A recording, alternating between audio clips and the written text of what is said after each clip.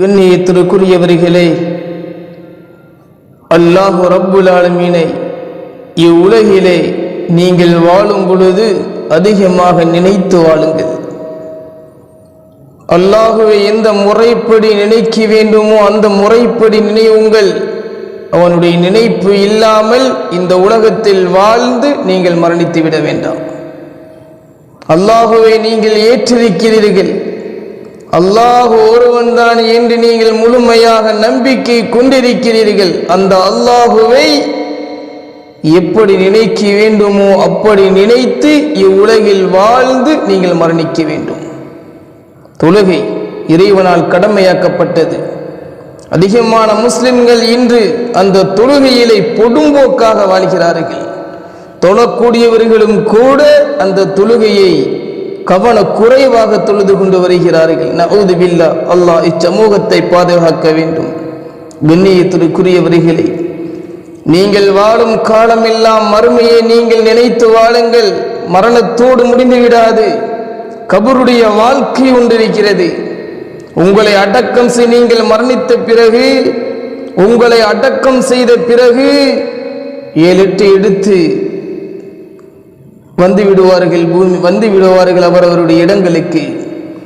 நீங்கள் தன்னந்தனியாக இருட்டறையிலே கபூரிலே யாரும் உங்களுக்கு உதவி இல்லாத அந்த நிலையிலே கபூரிலே அந்த இருட்டிலே நீங்கள் இருப்பீர்கள். அப்போது உங்களுக்கு உயிர் கொடுக்கப்படும். அங்க வந்து முன்கர் நக்கீர் கேள்வி கணக்குகளை கேட்பதற்காக வருவார்கள். அந்த வாழ்க்கையை நீங்கள் முழுமையாக நம்புங்கள். கபரிலே வேதனை உண்டு, நீங்கள் வேதனை செய்யப்படுவீர்கள். தொழுகை இல்லாமல் வாழ்ந்தால் கபரிலும் வேதனை உண்டு, வேதனை செய்யப்படுவீர்கள்.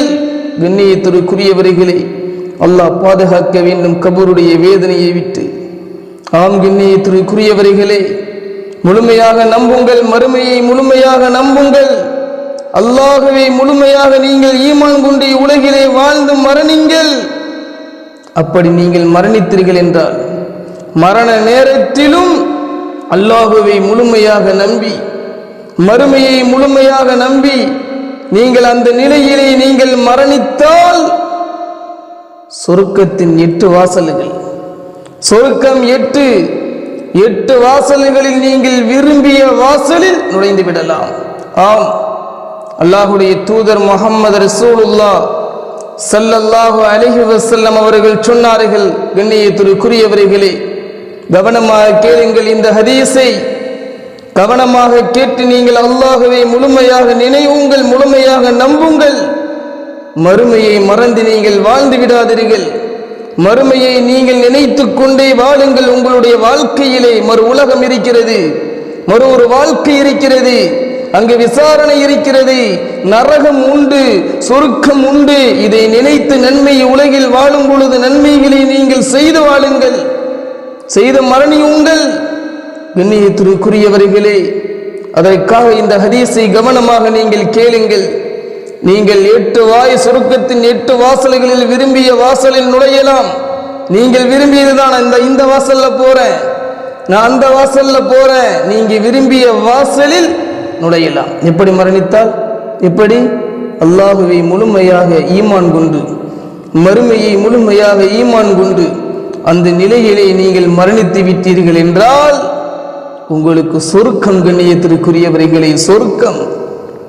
அந்த முழுமையான ஈமான் யாரிடத்தில் உண்டு?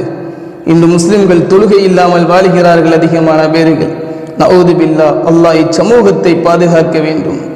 அல்லாஹ்வுடைய தூதர் முஹம்மது ரசூலுல்லாஹி ஸல்லல்லாஹு அலைஹி வஸல்லம் அவர்கள் சொல்லக்கூடிய ஹதீஸை கொஞ்சம் காது கொடுத்து கேளுங்கள், கவனமாக கேளுங்கள்.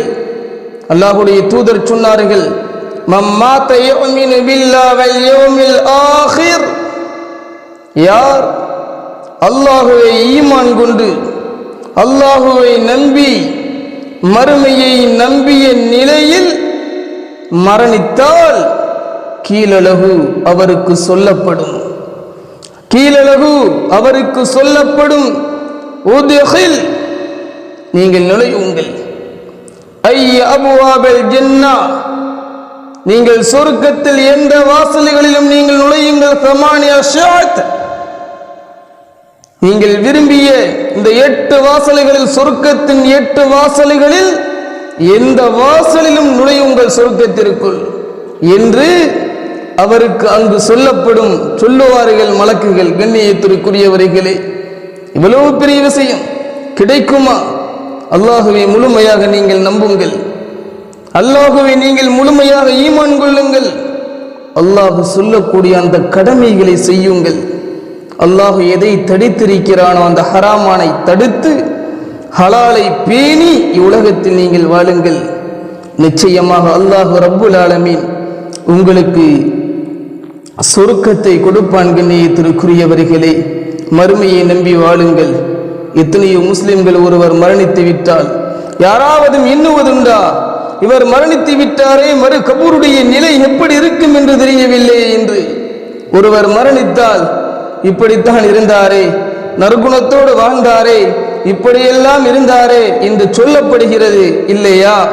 இப்பத்தான் பார்த்தேன், அதுக்குள்ள மரணித்து விட்டாரே என்றெல்லாம் பேசப்படுகிறது. யாராவது ஒரு முஃமின் உண்மையான முஸ்லிமாக இருந்தால் என்ன எண்ணுவார் என்று தெரியுமா? அவர் எண்ணுவதெல்லாம் இவருடைய மறுமையுடைய வாழ்க்கை எப்படியோ, அல்லாஹ் இவருடைய மறுமையுடைய வாழ்க்கையை சிறப்பாக்க வேண்டும், கபருடைய வேதனையை விட்டு அல்லாஹ் இவரை பாதுகாக்க வேண்டும், அதற்காக துஆ செய்ய வேண்டும் என்று அதிகமான முஸ்லிம்கள் ஜனாசாவுடைய வீட்டிற்கு வருகிறார்கள். அங்கு வந்து நெருக்கிறார்கள்.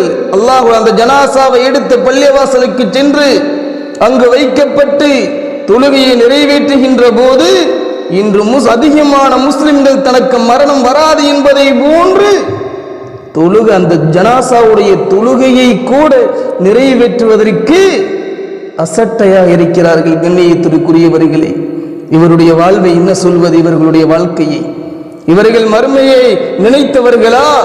இவர்கள் உண்மை முஸ்லிம்களா? இவர்கள் அல்லாஹ்வை முழுமையாக நம்பி வாழ்பவர்களா? உங்களுடைய கபூரின் வாழ்க்கை எப்படி இருக்கும் என்பதை நீங்கள் யோசித்து பாருங்கள். கண்ணியத்திற்குரியவர்களே, அல்லாஹுவை முழுமையாக நம்பி, மறுமையை முழுமையாக நம்பி, மறுமைக்காக வேண்டி மறு உலகத்திற்காக அல்லாஹ் இந்த உலகத்தில் நம்மை வாழ வைக்கிறான், சோதிக்கிறான் என்று நினைத்து வாழுங்கள். அல்லாஹு ரப்புல் ஆலமீன் உன்னதமான உயர்தரமான அந்த முழுமையான ஈமானை, அல்லாஹுவை நம்பி வாழக்கூடிய, மறுமையை நினைத்து வாழக்கூடிய அந்த நசீபை அல்லாஹ் எனக்கும் உங்களுக்கும் தந்தருள்வானாக. அஸ்ஸலாமு அலைக்கும் வரஹ்மத்துல்லாஹி வபரகாத்துஹு.